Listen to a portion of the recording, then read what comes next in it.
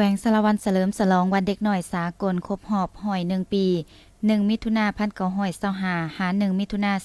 2026วันปลูกต้นไม้แห่งชาติครบรอบ46 ปี1มิถุนายน1980หา1มิถุนายน2026และวันสิ่งแวดล้อมโลกครบรอบ53 ปี5มิถุนายน1973หามิถุนายน2026ท่านแว่นเพชรลัดดาวงศ์ห้องประธานคณะกรรมการปกครองแขวงประธานคณะกรรมการเพื่อส่งเสริมความก้าวหน้าของแม่หญิงแม่และเด็กขันแขวง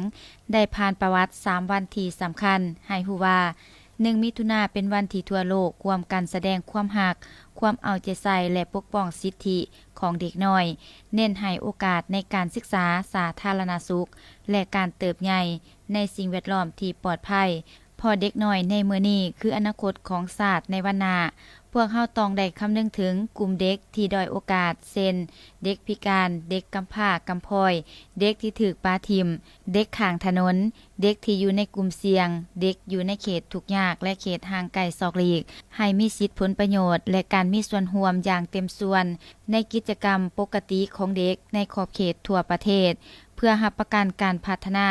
และการขยายตัวอย่างแข็งแรงตามเศรษฐกิจของชาติวันปลูกต้นไม้แห่งชาติ1มิถุนายนเป็นวันปลุกระดมทั่วปวงชนลาวให้ร่วมแรงร่วมใจกันปลูกต้นไม้และฟื้นฟูป่าให้มีความอุดมสมบูรณ์เพื่อสร้างจิตสำนึกในการรักษาทรัพยากรธรรมชาติและเพิ่มพื้นที่สีเขียวให้กับประเทศชาติอย่างยืนยงและวันสิ่งแวดล้อมโลกเป็นวันที่ทุกประเทศทั่วโลกหันมาให้ความสำคัญกับปัญหาสิ่งแวดล้อมที่พวมเผชิญเช่นภาวะโลกร้อนขี้เหงื่อยางและการสูญเสียชีวนานาพันธุ์เพื่อร่วมกันสอกทางออกและปกปักรักษา